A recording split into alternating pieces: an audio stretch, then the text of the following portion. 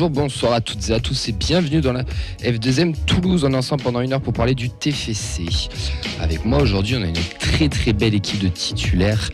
Puisque dans défense, aujourd'hui, on aura Fred et Clément qui seront à la technique et en cabine. Comment ça va, messieurs ? Bonsoir, ça va très bien. Comment il va, Fred ? Ça va même très bien. Au milieu de terrain, ce sont les deux plus grands talents, les deux qui travaillent le plus. C'est Oxens et Nathan. Comment ça va, messieurs ? Très bien également. Ouais, très content aussi. Bonsoir à tous. Et en pointe. Aujourd'hui, tu vas jouer en pointe. Parce que c'est gentil. Ah, t'étais bon hier. Donc tu vas jouer en pointe. Avec un maillot floqué, Mansaré, ouais, non, ça va, c'est bien. Tu as rendu honneur hier. Tu vas jouer en pointe. C'est Vincent qui a la technique du live. Comment il va ? Eh bien, ça va, merci. Je suis content, je n'ai pas de gardien, j'ai peu de pression devant l'ancienne grande information. Je suis bien là. Je me demande qui c'est que tu vas faire jouer, coach. Eh bien, écoute, moi aussi, je me le demande, puisque pour cette 200e, on reçoit l'ancien coach du Toulouse Football Club. C'est monsieur Alain Casanova. Comment ça va ? Ça va très bien. Merci de votre invitation. Eh bien, merci à vous d'être avec nous ce soir. C'est vraiment un grand privilège, un grand honneur. Vous allez pouvoir coacher un peu toute cette équipe. Vous allez voir, il n'y a pas que des grands talents ici. Il y a du boulot. Il y a du taf. Hein. Bon, pour le programme de cette 200e émission, il est simple. C'est 1 heure d'émission où on va rabattre toutes les cartes. Il y aura la vraie émission, entre guillemets. Elle sera demain où on parlera de toutes les actualités du centre de formation, de la finale, etc. Aujourd'hui, on se concentre pendant 1 heure avec monsieur Alain Casanova qui est avec nous. On va le torturer de questions pendant 1 heure. On a tellement de choses à dire. Je ne vais pas vous mentir, on a 4 pages de questions. Je pense qu'en 1 heure, on n'aura pas le temps de tout faire. Mais on va essayer de s'y tenir un maximum. Ne vous inquiétez pas, vous avez les réponses. Hein. Exactement.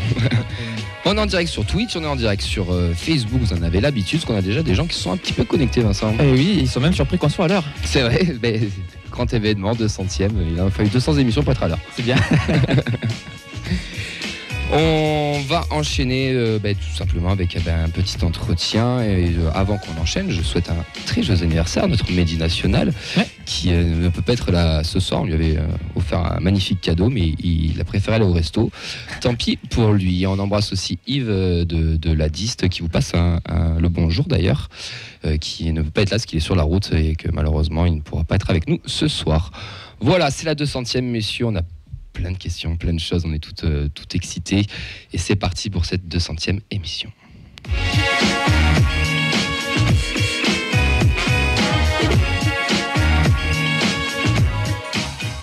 Bon, comme on vous l'a dit, on reçoit Alain Casanova qui est avec nous. Alors Alain Casanova, pour ceux qui ne savent pas, et là j'ai pris les chiffres, vous m'arrêtez s'ils ne sont pas bons, c'est 318 matchs professionnels en tant que joueur, passé par le Havre, l'OM et le TFC, au poste de gardien de but, et 414 matchs en tant qu'entraîneur principal, donc passé par Toulouse de 2008 à 2015 et 2018-2019, Lens 2016-2017, ainsi que Lausanne en 2022. On a bon ? Jusqu'à maintenant, ça va. Bon, ça va. Bon, déjà, on n'a pas loupé le début, c'est cool. Bon, question toute simple, qu'est-ce que fait Alain Casanova en ce moment ? Il fait beaucoup de choses qu'il n'a pas l'occasion de faire quand il est en poste. Beaucoup de choses qui sont pour certaines très, je dirais, basiques. Voilà, s'occuper un peu plus de sa famille, ses enfants, ses petits-enfants. Et puis, comme je suis un grand passionné de foot, je vois beaucoup de foot. Je vais voir des matchs à l'étranger, je vais voir des gens travailler. Je me documente beaucoup. J'ai un projet, une méthodologie aussi qui sont toujours actives, donc qui demande à être à chaque fois améliorée. Et donc, mes journées, je m'ennuie jamais. Donc, non, ne vous inquiétez pas, je suis très bien. On s'inquiète pas pour vous. On va revenir sur votre carrière de joueur. Tout commence en Auvergne, né à Clermont-Ferrand. Oui. Et très heureux, parce que moi aussi je suis né à Clermont. Donc, c'est vrai ? Ouais, je suis né à Beaumont exactement, mais Auvergnat aussi. Donc je sais de quoi je vais parler. Parce que vous avez commencé à Cournon chez les jeunes. Oui, tout à fait, oui. Et ensuite à l'INF de Vichy. Est-ce que vous pouvez nous expliquer un peu qu'est-ce que c'est l'INF de Vichy ? Oui, déjà la première chose, vous savez, dans les carrières, il faut avoir un brin de chance, il faut avoir quelque chose je sais pas, c'est un peu mystique, c'est un peu la vie qui vous place certaines choses en face de vous et quand vous arrivez ensuite à un certain âge comme moi, vous vous dites j'ai une chance terrible, quoi. Si vous voulez, je suis né à Clermont-Ferrand, mais j'ai vécu pendant 9 ans dans un petit village qui s'appelait les Martres de Verre, et ma maison, elle touchait le terrain de foot. Donc, si vous voulez, ma maison, elle était à 1 mètre de la ligne de but. Donc, si vous voulez, j'étais tous les jours sur le terrain de ce village et j'ai commencé comme ça. Ensuite, je suis parti à Cournon, qui est une plus grande ville, où il y avait là une école de foot et tout ça. Et à 17 ans, je suis parti à l'INF de Vichy. L'INF de Vichy, c'est à cette époque-là, si vous voulez, il y avait très peu de centres de formation. Les équipes qui avaient des centres de formation, c'était Nantes, c'était Saint-Étienne, c'était Sochaux, c'était Monaco. À part eux, les équipes n'avaient pas de centre de formation. Donc, il avait été créé un centre national où on passait un concours d'abord départemental, ensuite régional, ensuite national. Par des sélections ? Oui, par des sélections. Et ensuite, il prenait 25 joueurs par saison. Donc il y avait à peu près 4 gardiens et 20-25 joueurs de champ.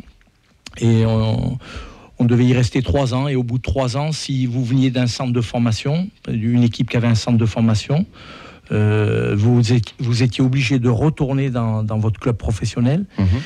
D'autres comme moi qui venaient d'un club amateur, on était libre de signer là où il y avait des propositions. Ok, donc on pouvait venir d'un autre club et quand même aller à l'INF. L'exemple que je vais vous donner, c'est par exemple Pascal Olmeta, qui appartenait au club de Bastia, qui n'avait pas de centre de formation.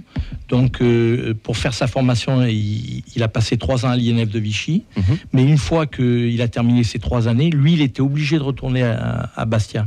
D'accord. D'autres gens comme moi qui étaient plus libres de signer ailleurs. Voilà, nous on signait là où on avait des propositions. Donc moi, en sortant de l'INF, je suis parti directement au Havre, au HAC. C'est eux qui sont venus vous chercher du coup directement là-bas. Est-ce qu'on peut dire que c'est un peu le Clairefontaine de maintenant? Et c'est exactement ça. Castelmourou pour la région, pour ceux qui sont d'ici aussi, c'est sans de. Si vous voulez, le changement qui est important, c'est que à cette époque-là, on rentrait à l'INF de Vichy à 17 ans. Et on faisait de 17 ans à 19, 20 ans. Ensuite, l'INF de Vichy est parti à Clairefontaine, en gardant les mêmes critères d'âge. Et ensuite, si vous voulez, c'était de la formation, et ensuite c'est devenu de la préformation. Est-ce que ça existe encore, l'INF de Vichy? Non. Non, il n'existe plus? Non. D'accord. Non, c'est fini. Maintenant, c'est l'INF Clairefontaine. Ok, il n'y a plus rien du tout à Vichy? Non, il y a un centre de préfo, je crois, comme à Castelmourou, par exemple, un centre de préformation régional, mais c'est plus national. D'accord. Ah ouais, donc c'était vraiment le gros truc de l'époque, on va exactement, dire. Donc vous partez au Havre, et là vous allez y passer 8 saisons. 8 saisons, oui, tout à fait, oui. Comment c'était ces 8 premières saisons professionnelles? Ça a été fantastique, parce que si vous voulez, en sortant de l'INF, un club de 2e division, mais un club qui cherche à monter. J'étais 2e gardien pendant 2 ans pratiquement, en faisant quand même pas mal de matchs parce que le gardien titulaire se blesse ou est absent. Et au bout de la 3e année, je deviens titulaire et on monte directement en 1re division. Donc moi, j'ai passé 8 années formidables au Havre, un très bon club, un président extraordinaire. Un entraîneur qui m'a lancé, qui s'appelait Didier Noto, qui était fantastique. Voilà, 8 années magnifiques. Vous avez joué gardien pendant toute votre carrière. Comment c'est venu ce poste de gardien? Est-ce que déjà vous avez commencé d'entrer au poste de gardien de but, ou avant, comme certains, vous étiez joueur de champ? Non, j'ai toujours été gardien de but, si vous voulez. Là, c'est pareil, c'est des rencontres, des choses de la vie qui font que... Voilà, j'ai un cousin qui était devenu gardien de but à l'AS Montferrand, que vous connaissez sûrement, et qui a commencé à me montrer les premiers gestes. Ça m'a plu, et dès que je suis arrivé à Cournon à l'âge de 9 ans, j'ai commencé à être gardien de but. Voilà. Ensuite, vous partez à l'OM. Oui. Donc là, par contre, vous ne jouez pas de match officiel avec l'Olympique de Marseille, mais c'était quand même le grand M de l'époque de Tapie, finale 91 perdue, donc quand même vice-champion d'Europe quand même, alors pour la Coupe des Champions, parce que c'était pas la Ligue des Champions à l'époque. Qu'est-ce que vous gardez de ce passage à Marseille? Comme vous le dites, il y a sûrement de la frustration de pas jouer, parce que quand on est footballeur professionnel, on a envie de jouer, mais en même temps, si vous voulez... moi, je vois toutes les expériences comme une chance. Je me suis toujours alimenté comme une éponge de tout ce que j'ai pu connaître. Et là, vous vous rendez compte, j'ai connu que des grands entraîneurs, Gilly, Beckenbauer, Gothals, Yvick, Jean Fernandez par exemple. Et c'était le grand club de l'époque. C'était le Real Madrid de maintenant, si vous voulez, avec que des grands joueurs. On fait une finale de Coupe d'Europe, oui. qu'on perd à Bari contre l'Étoile Rouge. Je veux dire, j'aurais préféré jouer un peu plus, mais bon, j'ai fait 2 années et demie pratiquement avant de venir au TFC, et 2 années qui m'ont beaucoup apporté aussi. On nous a raconté une anecdote comme quoi Papin vous aurait remercié lors de son attribution du Ballon d'Or. Parce que, en tant que second gardien, c'est vous qui avez subi, entre guillemets, les papinades. Est-ce que c'est vrai? Oui, c'est pas seulement remercier, c'est qu'il m'a dédié son Ballon d'Or. Parce que si vous voulez, avec Jean-Pierre Papin, on s'était connus à l'INF de Vichy. Il était à l'INF. Et on avait pour habitude de rester après toutes les séances d'entraînement à travailler. Bon, lui, il l'a pris, si vous voulez, un petit peu comme comme une aide pour lui, alors que moi je l'ai pris comme une aide pour moi aussi. Voilà. Donc les deux étaient gagnants dans l'histoire. Exactement. Donc on a travaillé énormément après les entraînements. Et le jour où il a reçu son Ballon d'Or, il a tenu à que je sois là. Il a voulu me le dédier, oui. C'est beau quand même. C'est très beau, oui. Parce que c'est rare. Très généreux, très généreux de sa part, oui. Oui, parce que il y a quand même il y a des séances d'entraînement collectives, mais il y a toujours des séances aussi en plus, et généralement c'est toujours le gardien second ou troisième qui va et qui va subir, on va dire, toutes les. Et ça n'a jamais été, si vous voulez, pénible et un sacrifice pour moi, une contrainte de rester après les entraînements, au contraire. Non, c'est de l'entraînement en plus aussi. Vous savez, avec l'exigence et l'éducation qu'on avait reçue à l'INF de Vichy, on était vraiment formés et éduqués pour travailler énormément, et donc c'était un plaisir. Ensuite, plutôt même, vous arrivez au TFC. Oui. Donc vous partez. Octobre 92, oui. Ouais, vous partez la saison où Marseille gagne la Ligue des Champions.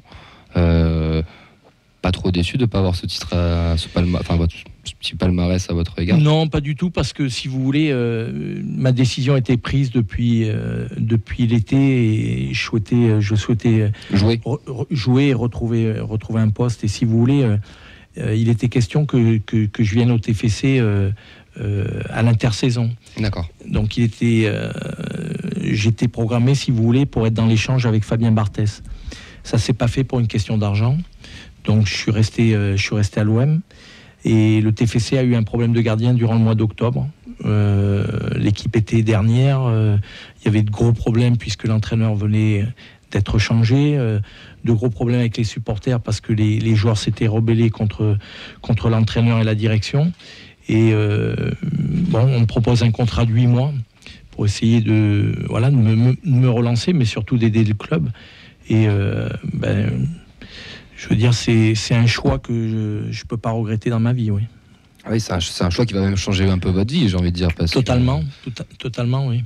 Vous restez 3 saisons en tant que joueur. Oui. Et ensuite, vous prenez votre retraite, c'est ça, dans la saison 94-95 à la fin de la saison 95, oui.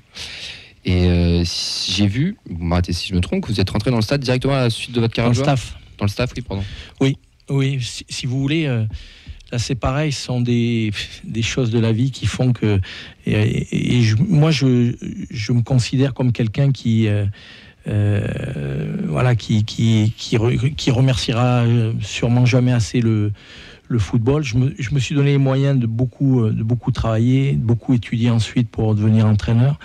Mais il faut un peu de réussite, il faut rencontrer les bonnes personnes au bon moment aussi. Et si vous voulez, quand j'ai signé pour 8 mois au TFC, le président de l'époque, qui s'appelait André Labattu, a souhaité de suite me prolonger, mais n'ayant pas les moyens financiers de pouvoir me donner le contrat que lui il considérait devoir me donner, il m'a fait une proposition pour un contrat longue durée en tant que joueur pour terminer ma carrière, et ensuite entraîneur. Vous aviez quel âge à cette époque-là? Donc j'avais 32 ans déjà. Ah oui, donc c'était quand même assez jeune C'était jeune, mais si vous voulez, c'est un âge où on commence aussi à préparer l'après aussi. À préparer l'après.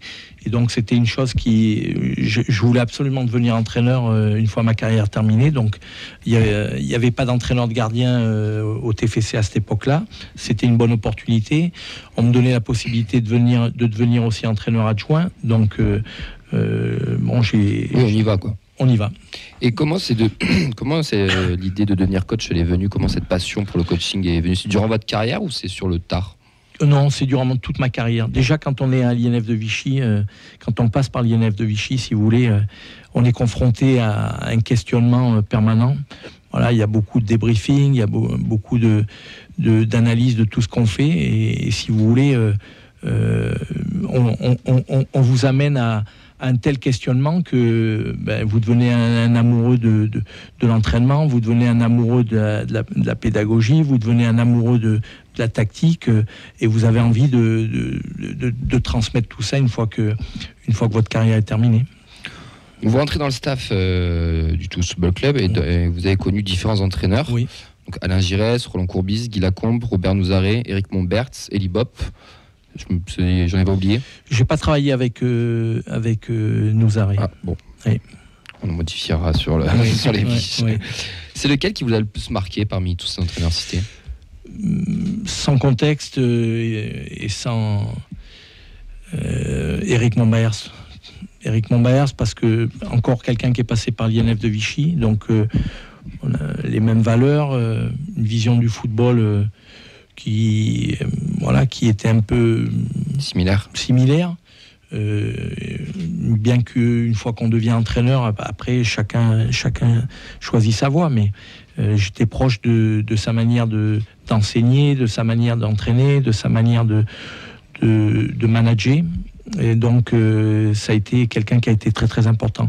Mais si vous voulez, j'ai travaillé avec 5 entraîneurs, j'étais adjoint de 5 entraîneurs, et tous m'ont beaucoup apporté, que ça soit dans le positif comme dans le négatif, parce que si vous voulez, il y a des entraîneurs avec qui vous travaillez qui font certaines choses où vous dites moi j'aurais pas procédé de cette manière-là, vous comprenez? Et ça vous sert pour plus tard. Oui, c'est d'expérience quoi qu'il arrive. C'est des expériences qui sont très enrichissantes. D'ailleurs, vous avez été très longtemps adjoint, et c'est vrai que dans le foot actuel, ce rôle d'adjoint, c'est pas qu'on le comprend pas trop, mais on sait qu'il y a des adjoints dans chaque club avec des entraîneurs, mais on ne sait pas vraiment qu'est-ce qu'ils font. Alors, qu'est-ce que c'est qu'un rôle d'adjoint dans un staff d'une équipe pro? Si vous voulez, tout dépend. Parce que le football de maintenant ne ressemble plus du tout au football. Qu'est-ce que c'était à l'époque alors? Voilà.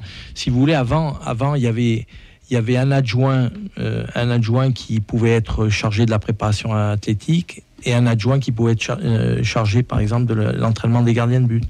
Voilà. Actuellement, on voit dans différents staffs, l'entraîneur a un adjoint qui est comme un deuxième entraîneur, d'accord. On a un entraîneur qui est chargé de la performance et de la préparation athlétique. On a un entraîneur qui s'occupe des gardiens de but. On a un entraîneur qui... Oui, ça a tout été séquencé. Il y en a exactement. Peut-être un peu trop parfois. Non, je pense pas. Parce que si vous voulez, il faut savoir que les groupes sont chargés. Il y a souvent 25-30 joueurs. Les joueurs, notamment ceux qui jouent moins, ont toujours un peu tendance à se sentir un petit peu délaissés. Donc il y a toujours besoin de monde et toujours du travail à faire. Et j'ai jamais connu un staff où on pouvait penser qu'il y avait du monde en trop. Au contraire, bien au contraire. Vous avez connu donc la rétrogradation nationale, une époque du club qui a été très marquante pour pas mal de supporters. L'arrivée aussi d'Olivier Sadran, qui était votre président pendant plus de 15 ans. Dans quelle mesure pour vous a-t-il transformé ce club, Olivier? Totalement. Je pense que déjà c'est une des rencontres les plus importantes que j'ai pu faire dans ma vie. Voilà, parce que j'ai rencontré quelqu'un de formidable. Qui a pu être sûrement à un moment mal jugé et qui n'a rien fait non plus pour changer ce jugement-là. Mais moi, je peux vous l'assurer, pour avoir été très proche de lui pendant très longtemps, il a œuvré de manière formidable pour le TFC. Et je pense que, si vous voulez, les bases étaient posées grâce à son arrivée. Et entre lui et Éric Monberts, je pense qu'ils ont fait un travail formidable. Oui, parce qu'il faut se remettre dans le contexte de l'époque. Donc c'est les années 2000, 2001. C'est 2001, il signe en 2001. C'est ça. Et le TF est donc rétrograde en national de Ligue 1. Il y a plus rien, il rachète le club pour 1 euro. Bon, c'est pas forcément le cas, mais dans l'idée. Et il y a tout à reconstruire. Il y a vraiment tout à reconstruire. Et là, il y a le fameux projet des Pitchouns qui va naître. Et ça avec Eric Monberts, vous et du coup Olivier Sadran. Tout à fait, oui. Si vous voulez, aujourd'hui, et c'est formidable parce que vous êtes plus jeune, vous surfez sur cette vague où l'équipe est remontée, où l'équipe se maintient, je pense, assez facilement. L'équipe arrive en finale de Coupe de France. Mais si vous voulez, en 2001, par exemple, le club a été très proche de disparaître. Faut être conscient de ça. Et heureusement qu'Olivier Sadran arrive. S'il n'y a pas Olivier Sadran, s'il n'y a pas Eric Monbaers et je vais dire modestement Alain Casanova, je pense que l'équipe, le club est en très grande difficulté. Pourquoi ? Il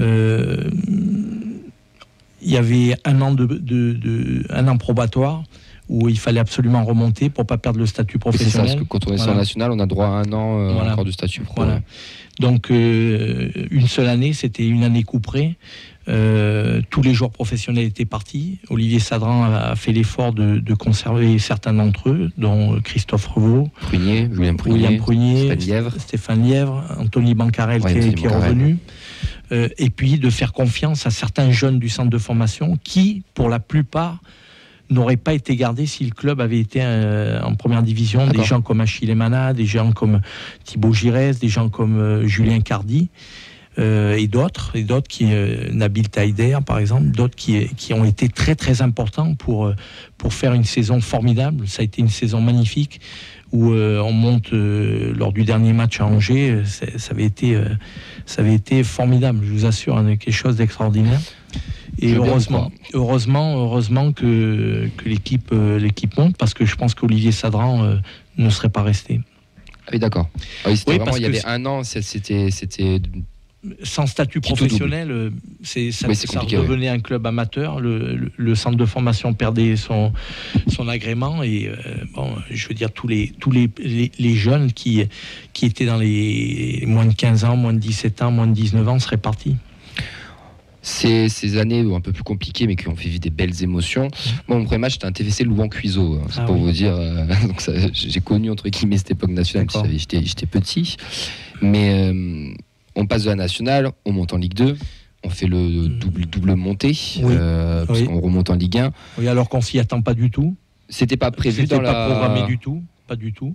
Mais une année où tout vous réussit, où on avait un monsieur qui s'appelait Gérard Rabier qui faisait office de directeur sportif, directeur du centre de formation, qui connaissait un joueur de la région qui s'appelait donc Cédric Forêt, et on avait besoin d'un attaquant. Et on fait venir ce joueur qui joue à Balma et qui n'était même pas titulaire, et puis qui fait une saison exceptionnel. Meilleur buteur de Ligue 2. Ouais, exceptionnel. Donc c'est une année où vous surfez sur la vague et tout vous réussit et vous montez en première division.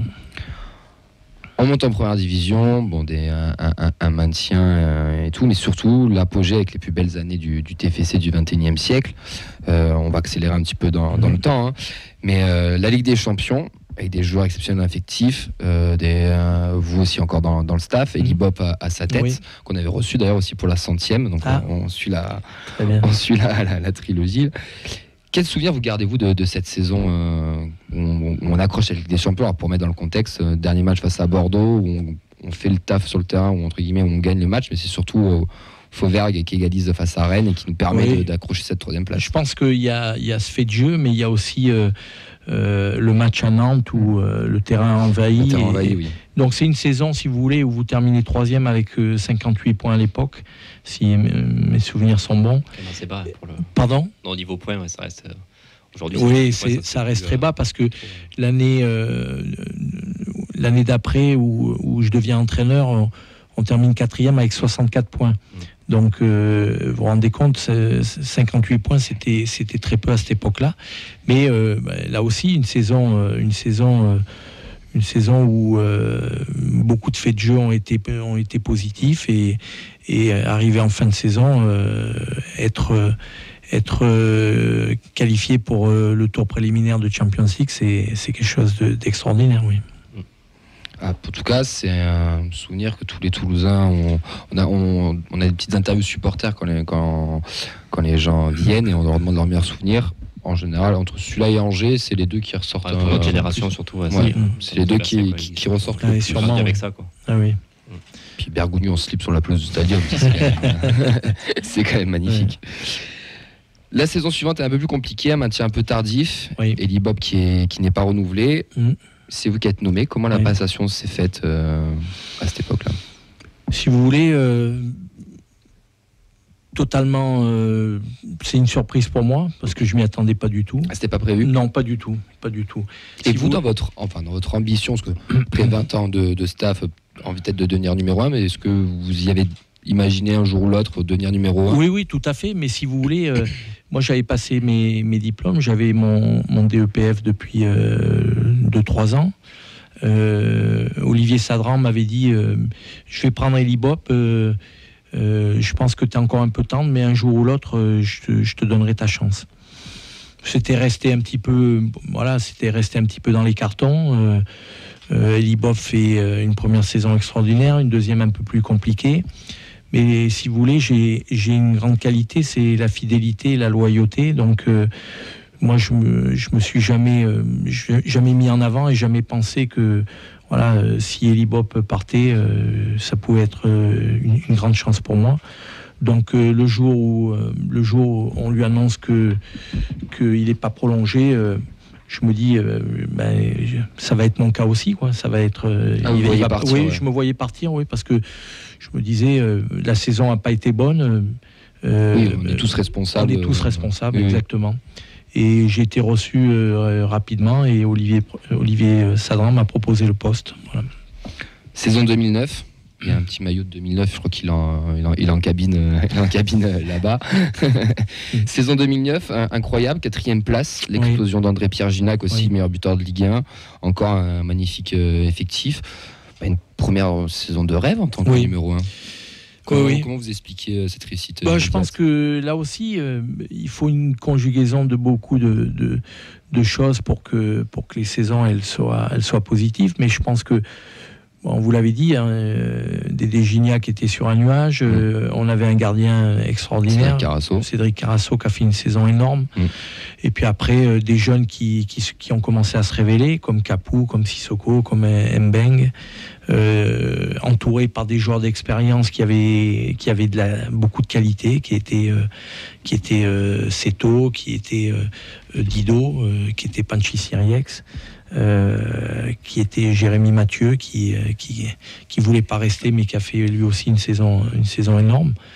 Et bon, tout ça mis bout à bout, 2-3 recrues qui ont été importantes, comme Daniel Braten par exemple, et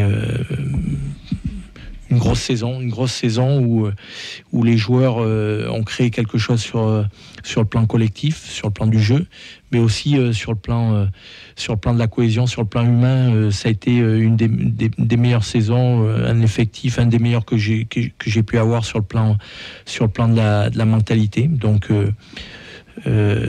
très travailleur, très discipliné, très exigeant avec lui-même, tout pour faire une belle saison. Il y a une petite zone d'ombre dans cette saison. L'actualité fait qu'on est en finale de Coupe de France. En 2009, on s'y voyait tous déjà quand on reçoit Guingamp. Vous, comment vous avez vécu ça? Est-ce que c'est un de vos plus gros regrets au TFC? Oui, c'est le plus gros regret de toute ma carrière au TFC. C'est le plus gros regret de toute ma carrière. Voilà, c'est une cicatrice qui peut pas se refermer. Vous vous rendez compte, vous vous retrouvez en demi-finale de Coupe de France chez vous, devant votre public et face à une équipe de 2e division. Je veux dire, avec cette équipe-là en plus qui performe et qui nous régale toute la saison. Exactement. Quoi.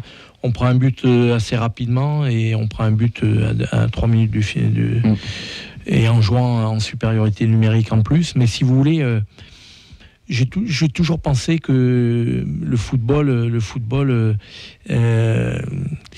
c'est un peu comme la vie, c'est-à-dire que il faut le respecter et je pense qu'on l'a pas suffisamment bien respecté. Je pense pas je parle pas des joueurs, je parle pas du staff et tout, mais il y avait trop d'assurance, trop de voilà. On avait reçu Étienne Didot et je sais plus qui il était. Mohamed Fofana aussi l'avait dit. C'était Fofana qui était là, qui nous avait dit que, alors pas qu'ils avaient pris de haut, mais voilà, ils s'y voyaient pas un peu déjà, mais que c'était peut-être pris un peu trop facile. Mais si vous voulez, le football, c'est comme la vie, c'est un tout. Et avant le match, on parlait déjà au niveau du club, on parlait déjà du déplacement de la finale, le nombre de places, si les femmes des joueurs allaient pouvoir venir. Vous comprenez, oui. Après, ce qui est normal aussi. C'est pas des ondes qui sont suffisamment bien positives pour un match d'un tel niveau. Voilà. Et Guingamp n'avait absolument rien à perdre. Ils sont venus comme une équipe de guerriers et ils ont mérité d'aller en finale. Tout ça. Et puis ils sont champions cette année. Ils sont champions en plus. Ils sont champions. Ouais.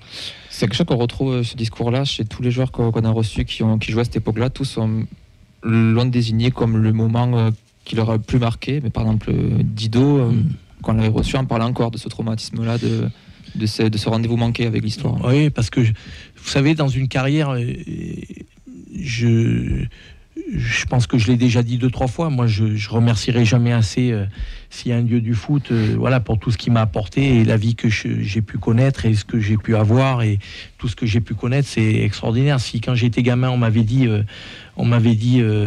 tu vas connaître tout ça, tu vas devenir professionnel, tu vas devenir entraîneur professionnel, je l'aurais jamais cru et j'en suis vraiment très très reconnaissant. Mais arriver à une demi-finale de Coupe de France et ne pas arriver à la finale, c'est quelque chose qui sont des petits détails qui font que une carrière elle bascule du bon côté.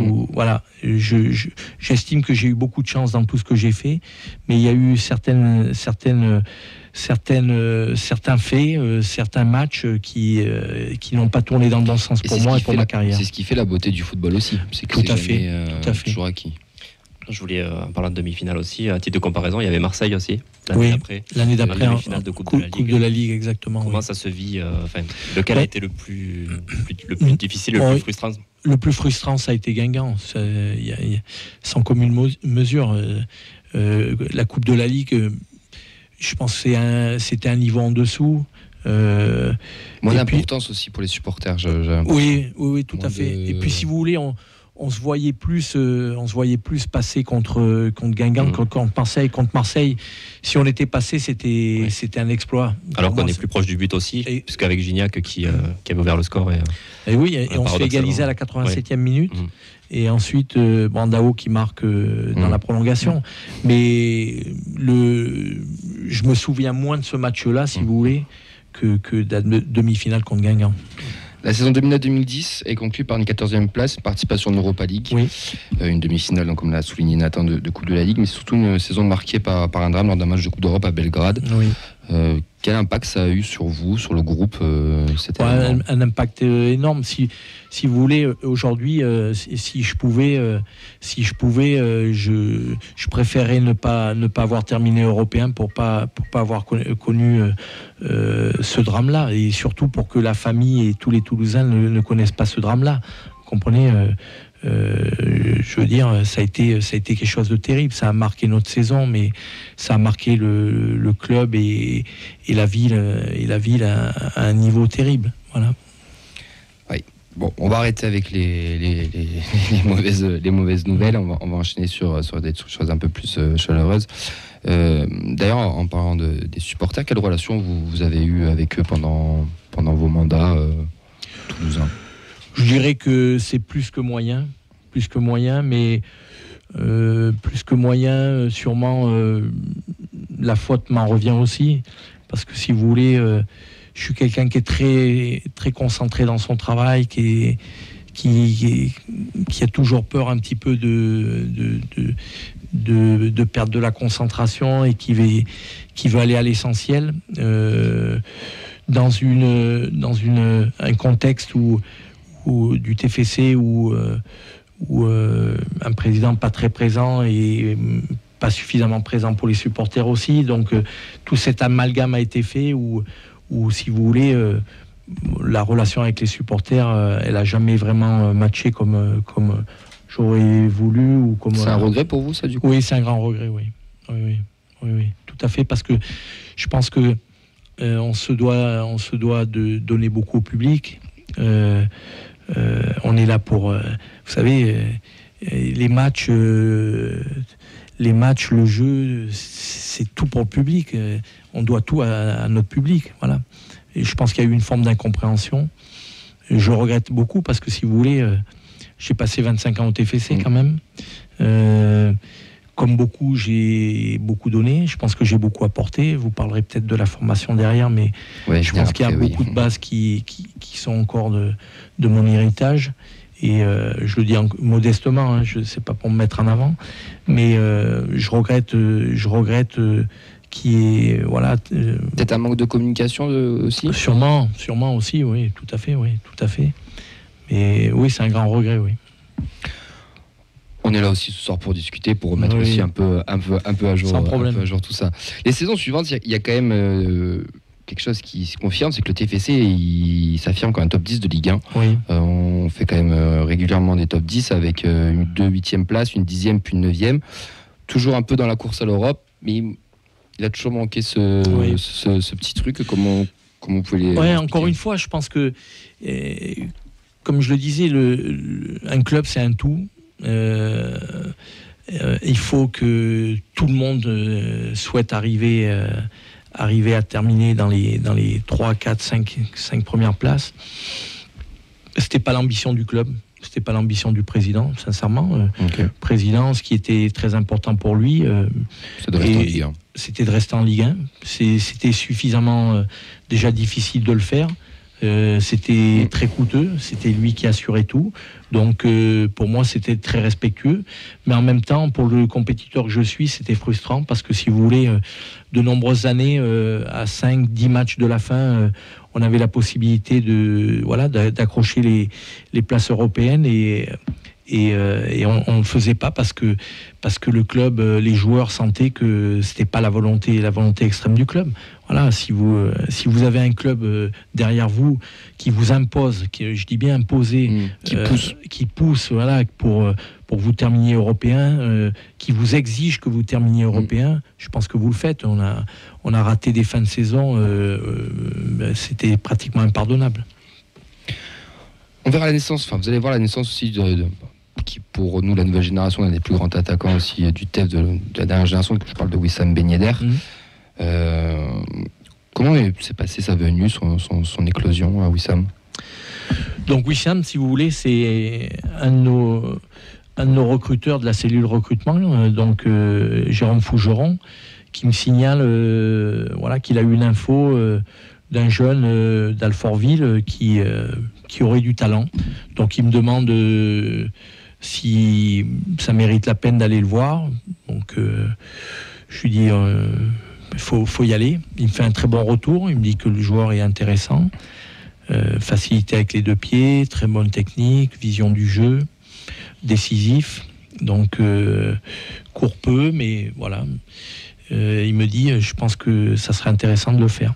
Donc je prends mes renseignements, j'en parle à Olivier Sadran, il hésite, et puis parce qu'il faut mettre un petit peu d'argent, pas beaucoup, mais il faut en mettre un petit peu sur un joueur qui est totalement inconnu, et finalement on le fait. C'est un pari. Quel beau pari. C'est un grand pari, et ça a tenu à très peu de choses,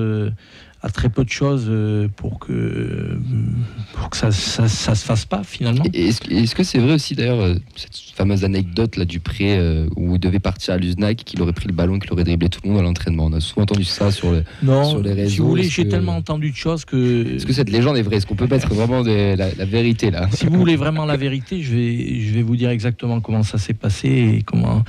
Avec Wissam, ça a été compliqué dès le départ. Avec Wissam, si vous voulez. Wissam, je lui donne rendez-vous pour le premier jour d'entraînement qui devait être un 25 juin par exemple. Je lui dis attention parce qu'on a des règles, je suis très à cheval sur la discipline, les horaires, tout. Il n'y aura pas de problème, coach. Voilà. Rendez-vous le 25 juin à 8h du matin, et le 25 juin à 8h du matin, il n'est pas là. Donc on l'appelle à l'hôtel, il est resté endormi. Bon, il arrive avec un taxi. Je lui fais la morale et je lui dis c'est bien la première et la dernière fois. Le lendemain, rendez-vous à 8h, il est toujours pas là. Donc ça a été un petit peu le début de Wissam, difficulté à s'intégrer dans un collectif, dans une vie avec des règles, avec des normes.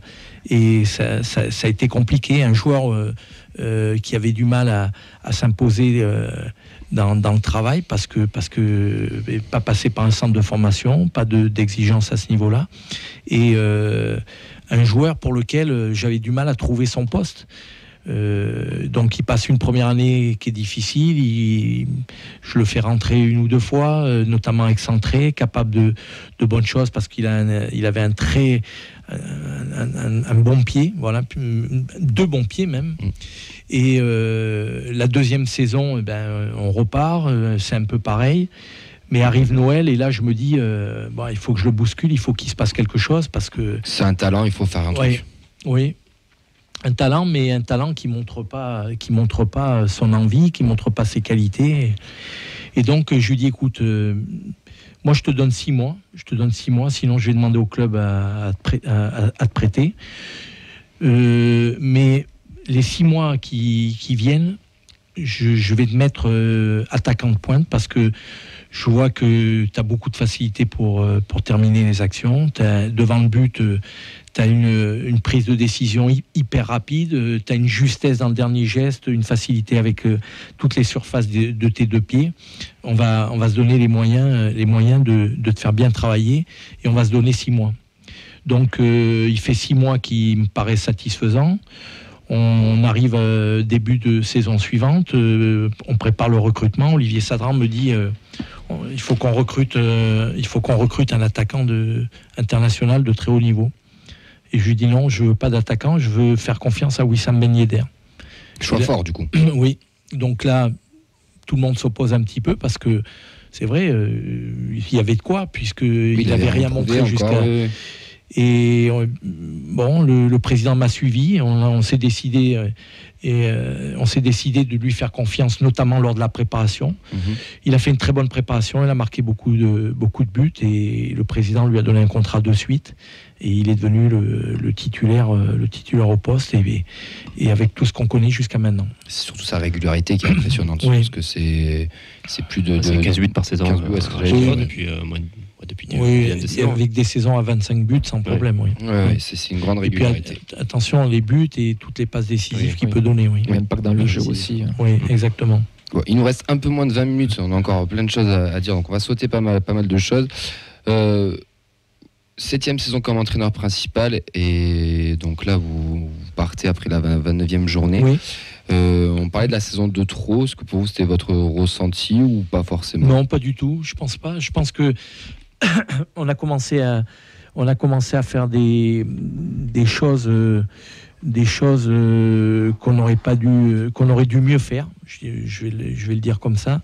On a commencé un petit peu à lâcher au niveau du recrutement. Le recrutement, on travaillait très très bien avec Ali Rachedi en directeur sportif, une cellule recrutement qui était de qualité, un président qui était avec nous, qui mettait souvent son avion à disposition pour que je puisse aller voir les joueurs qu'avait signalé la cellule recrutement. Et on a eu beaucoup de réussite dans le recrutement. Et arrivé un moment où le président était sûrement moins présent, moins à l'écoute des recrutements qu'on voulait faire. Et on a commencé à se tromper. Il y a eu des joueurs qui n'ont pas apporté ce que l'on espérait. Et l'équipe est devenue à un moment moins forte. Et moins forte, vous savez, vous voyez avec les équipes qui peuvent douter à certains moments. Vous avez 2-3 mauvais résultats, vous n'arrivez pas à redresser la barre. Je suis parti à 10 journées de la fin ou 9 journées de la fin, on était encore... C'était à 29e. Oui. Vous pensiez maintenir le club? Oui, tout à fait, oui. Oui, mais si vous voulez, les deux fois, que ça soit en 2015 ou en 2019 quand je suis parti, les 2 fois, je suis quelqu'un qui travaille sur la confiance. Si vous voulez, moi, Olivier Sadran, il m'a fait confiance et j'ai tenu à lui rendre ma confiance, mais au centuple. J'ai eu énormément de propositions quand j'étais en poste. Voilà, des propositions pour aller dans des grands clubs à l'étranger. J'ai jamais écouté une seule des propositions. On peut avoir des noms ou pas? C'est secret. Oui, non. J'ai eu la Real Sociedad de nombreuses fois. J'ai eu Olympiakos. J'ai eu de grands clubs européens. Voilà, grands clubs européens. Mais c'était le TEF avant tout. C'était le TEF. Mais totalement. Vous savez, si vous saviez comment je prolongeais mes contrats, c'était le président m'appelait un jour, en me disant voilà, je viens d'apprendre qu'il te reste 1 an, on peut pas te laisser comme ça. Viens, on va manger un morceau. Bon, on mangeait un morceau et on parlait même pas du contrat. Et à la fin du contrat, il me disait tiens, t'as envie de rester 2 ans de plus? Je lui dis, t'es content de moi? Oui.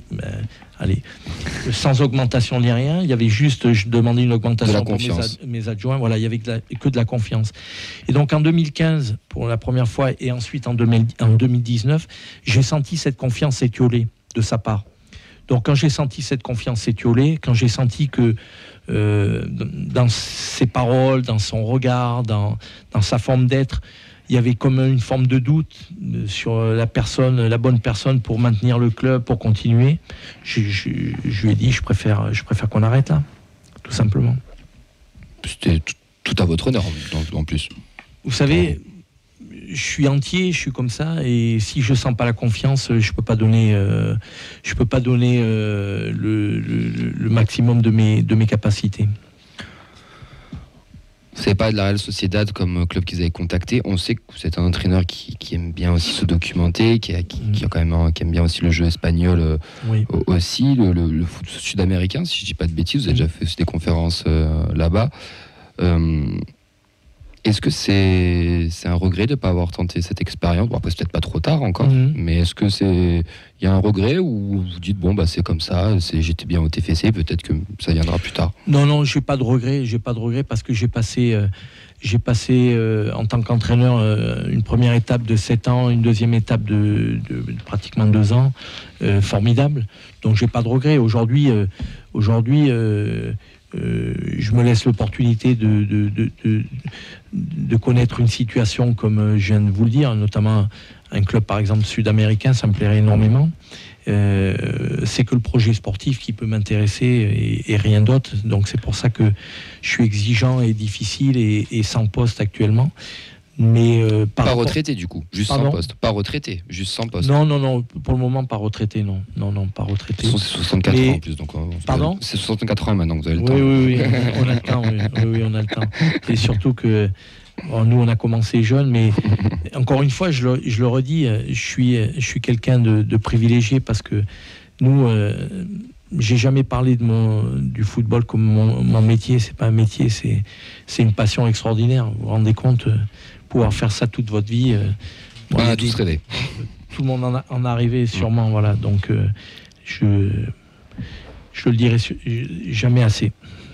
Moi j'ai une petite question, Alain. Oui. On vous a souvent collé une étiquette d'entraîneur défensif, oui, avec le 80-80 que vous avez proposé, qui a tout de même fait votre réussite lors de la première saison en Ligue 1. Puis quelques saisons plus tard, vous avez innové en proposant un 3-5-2 beaucoup plus offensif. Du coup, pourquoi ce changement à ce moment-là?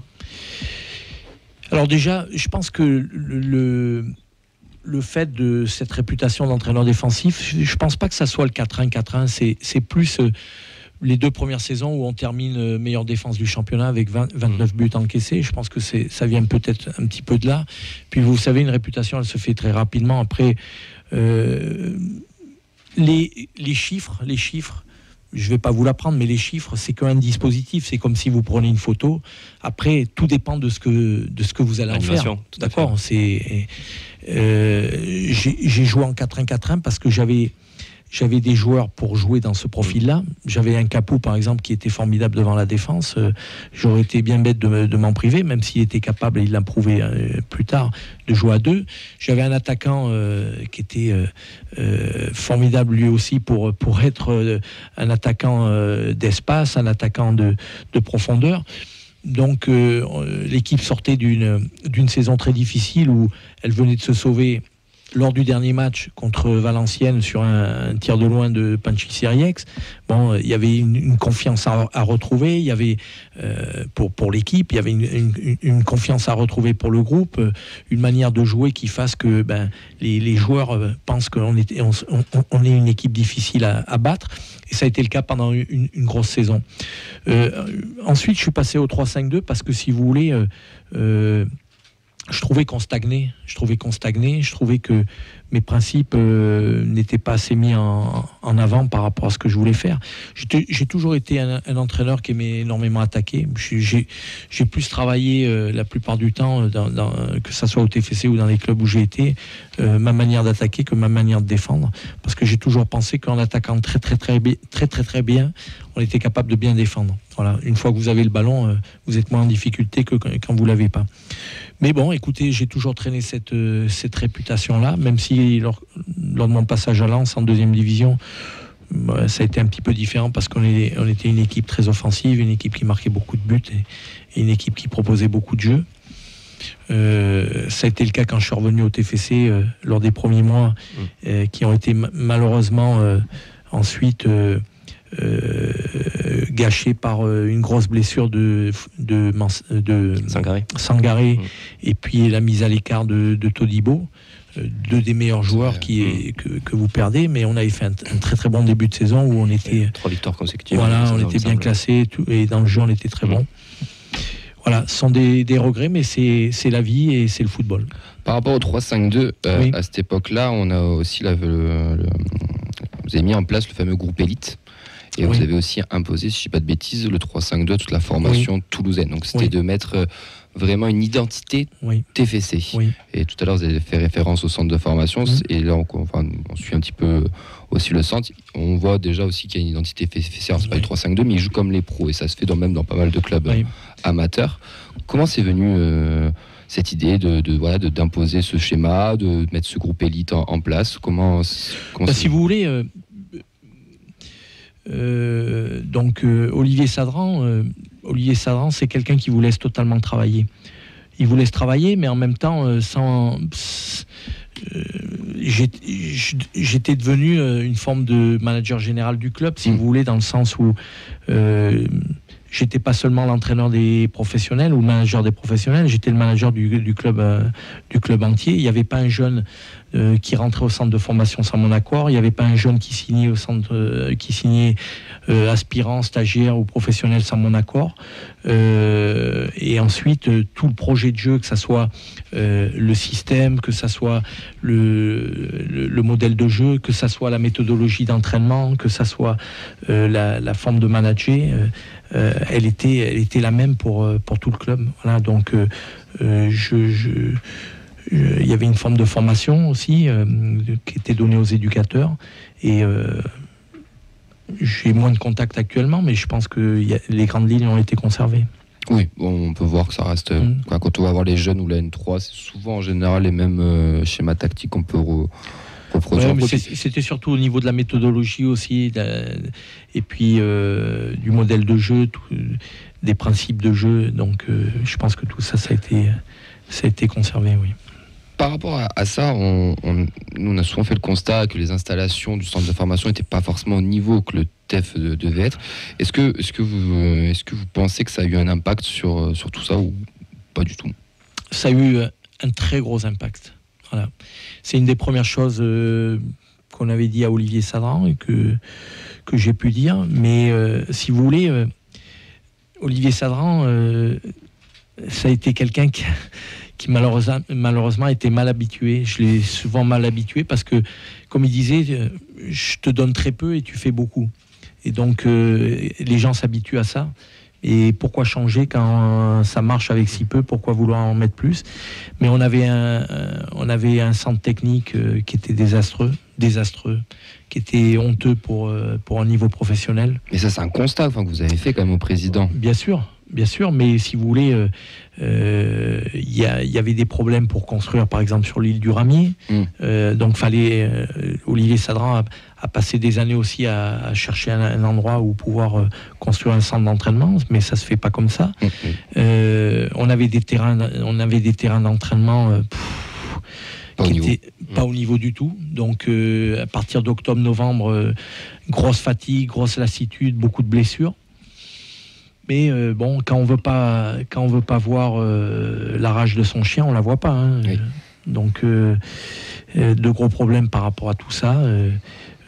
Heureusement que le centre de formation était quand même dans des conditions quand même de qualité. C'est devenu moins haut niveau comme ça peut l'être dans certains grands clubs, mais il y avait un centre de formation qui avait des infrastructures qui étaient quand même intéressantes. Voilà. Mais les terrains d'entraînement, notre centre technique, c'était désastreux par rapport à un club de première division. Oui, Alain, j'ai une petite question, Oui. un peu plus tactique. On pense à vous, à Eli Bop, et même actuellement à Philippe Montagnier, et on remarque que le TFC aime beaucoup s'appuyer sur les anciens gardiens de but pour diriger son équipe. À votre avis, quelles sont les différences tactiques qui peuvent exister entre un coach ancien gardien et un coach ancien joueur de champ ? Bon, je pense que des différences, il n'y en a pas. Vous savez, je pense que vous aurez chaque personnage avec son identité de jeu, sa manière de vouloir attaquer, sa manière de vouloir défendre. C'est pas parce que vous aurez un ancien attaquant entraîneur qu'il aura une équipe beaucoup plus offensive qu'un ancien gardien de but. Je pense que chacun. Et puis il y a quelque chose qui est important, c'est l'expérience. Vous savez. Vous devenez entraîneur et vous êtes d'une certaine manière et vous évoluez énormément au fil des saisons parce que vous prenez de l'expérience, parce que vous connaissez mieux les joueurs, parce que vous prenez plus confiance en vous aussi et parce que vous voyez ce qu'est le football et ce que vous pouvez faire. Donc moi j'ai débuté, je l'ai dit tout à l'heure, la personne qui m'a le plus influencé, c'est Eric Montbaers. Je me rapprochais beaucoup de sa philosophie de jeu. Mais une fois que je suis devenu entraîneur, il y a beaucoup de choses qui le caractérisent, dont je ne me sens pas proche de cette manière de voir le football maintenant, vous comprenez ? Donc il y a une certaine évolution à travers les expériences et à travers l'âge. Il va nous rester juste quelques minutes. On va faire des questions assez courtes. Ils vont vous faire des questions un peu en mode ping-pong. Il faudra répondre un peu rapidement. Vous allez voir, c'est pas compliqué. Ça va être assez simple. Qui commence, messieurs ? Je vais commencer. Eh ben, allez, c'est parti. Du coup, le joueur le plus impressionnant que vous avez coaché ? Capou. Celui que vous auriez aimé coacher ? Oh, j'ai pas de regrets. Non, j'ai pas de regrets. Tous les joueurs que j'ai eus, j'ai été comblé. Il aurait pu dire Auxence. Le plus gros talent. Le plus gros talent, oui, je pense que c'était Capou. C'était Capou, oui. Le plus gros regret ? La demi-finale contre Guingamp. Le joueur le plus compliqué à gérer. Le joueur le plus compliqué à gérer, je dirais, celui qui n'a pas été facile, c'était sûrement Paolo Machado. Paolo Machado n'a pas été facile, non. Le plus drôle ? Le plus drôle, je pense que c'est sûrement Brian Bergogneau. Moi, j'ai une question, j'ai une part de réponse tout à l'heure. Celui qui était toujours en retard. On avait parlé de Wissam avant. C'était au début, mais celui qui était quand même relativement en retard. Mais j'ai pas eu beaucoup de joueurs en retard parce que si vous voulez, dès le premier jour, il y en a eu un qui était en retard et on partait en stage et quand il est obligé de suivre le bus avec sa voiture, je pense que ça a marqué beaucoup de joueurs et les retards. C'était pas à pied qui devait suivre le bus. Voilà, exactement. Le plus fêtard ? Le plus fêtard, j'étais pas avec eux pour le voir, mais je pense que des gars comme Dédé Gignac, des gars comme Carasso devaient l'être, voilà. Mais je parle sans savoir parce que j'étais pas avec eux. Le meilleur joueur de match sans forcément briller à l'entraînement. Je pense que Wissam, c'est un grand compétiteur.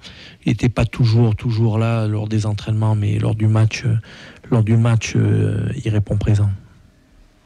Celui qui ferait ou qui fait un excellent coach ? Je pense qu'Étienne Didot, il a le profil.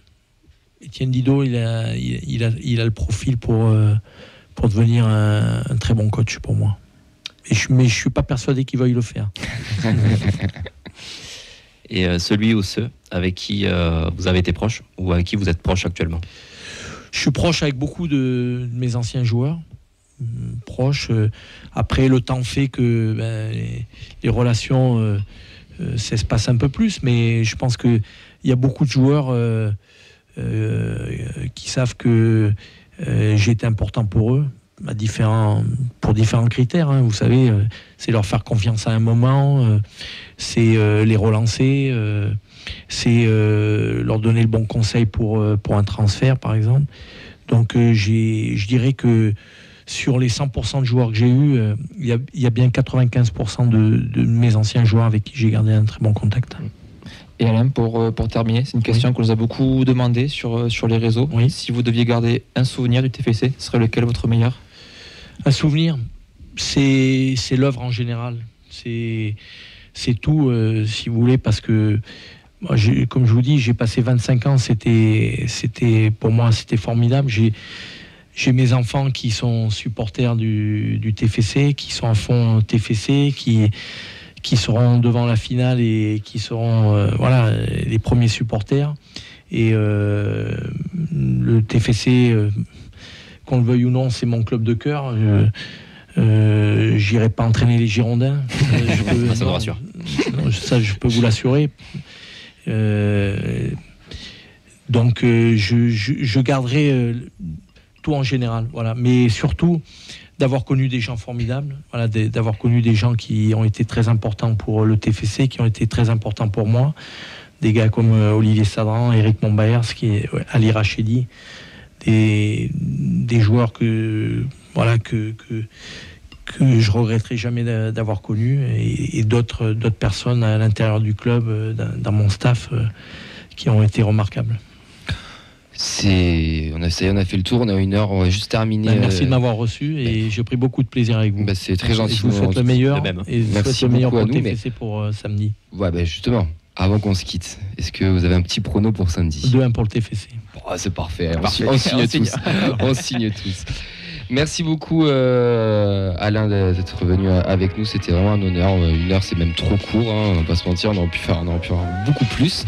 Merci Nathan, merci Auxence, merci Vincent, merci Clément, Fred, Elliot, merci Marine aussi pour les photos, toutes celles qui nous suivent. On se retrouve dès demain à 20h, même heure qu'aujourd'hui, même lieu, ce sera le même rendez-vous. On partira sur une émission un peu plus classique, on préparera cette finale surtout qui arrive dès samedi.